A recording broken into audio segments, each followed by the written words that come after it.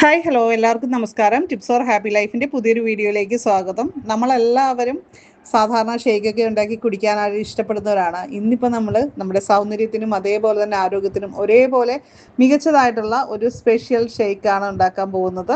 അപ്പം നമ്മുടെ ചാനൽ ആദ്യമായിട്ട് കാണുന്നവരാണെങ്കിൽ ഒന്ന് സബ്സ്ക്രൈബ് ചെയ്ത് സപ്പോർട്ട് ചെയ്യുക. അതേപോലെ തന്നെ ബെല്ലൈക്കൺ ക്ലിക്ക് ചെയ്തിട്ട് ഓൾ എന്നുകൂടി സെലക്ട് ചെയ്യുക. ഫേസ്ബുക്കിൽ കാണുന്നവരാണെങ്കിൽ ഫോളോ ചെയ്യാനായിട്ട് മറക്കല്ലേ. ഇപ്പം നമ്മുടെ വീട്ടിലൊക്കെ എന്താണെങ്കിലും ഒരു പേരമരമെങ്കിലും കാണും അല്ലേ. അപ്പോൾ ഒന്ന് പറമ്പിലൊക്കെ പോയി ഒന്ന് നോക്കിക്കഴിഞ്ഞാൽ തീർച്ചയായിട്ടും നിങ്ങൾക്ക് ഈ ഒരു ഷെയ്ക്ക് ഉണ്ടാക്കാനുള്ള പേരയ്ക്ക കിട്ടും. നല്ല ഫ്രഷ് ആയിട്ടുള്ള പേരയ്ക്ക തന്നെ എടുത്ത് ഉണ്ടാക്കുന്നതാണ് നല്ലത്. നമുക്ക് കിട്ടുന്നില്ല എന്നുണ്ടെങ്കിൽ ഷോപ്പിൽ നിന്ന് വാങ്ങിച്ചിട്ടുള്ള പേരയ്ക്കയാണെങ്കിലും നന്നായിട്ട് കഴുകിയൊക്കെ എടുക്കാം കേട്ടോ. അപ്പോൾ വളരെ വളരെ ഗുണമുള്ളതാണ്. ഓറഞ്ചിനേക്കാളും 4 ഇരട്ടി വൈറ്റമിൻ സി നമുക്ക് നമ്മുടെ പറമ്പിലെ പേരയ്ക്കയിൽ നിന്ന് കിട്ടുന്നുണ്ട് കേട്ടോ.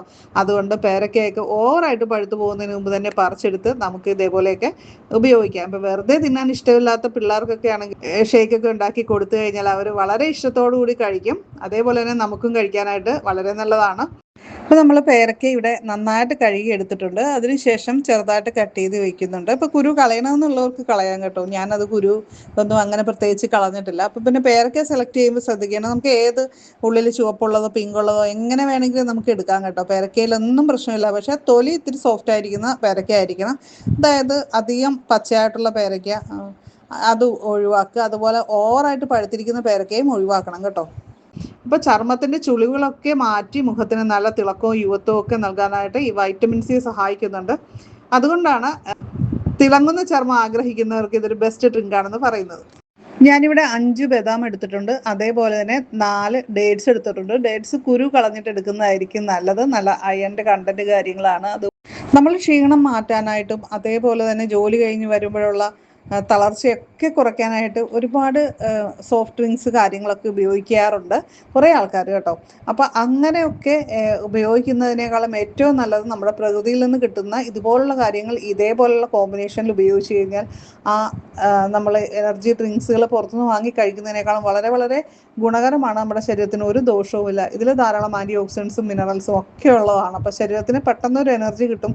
അതേപോലെ തന്നെ നമുക്ക് പ്രധാനമായിട്ടുള്ളൊരു കാര്യം നമ്മുടെ രോഗപ്രതിരോധ ശേഷി വർദ്ധിക്കാൻ കൂടി ഈ ഒരു കോമ്പിനേഷൻ സഹായിക്കുമെന്നുള്ളതാണ്.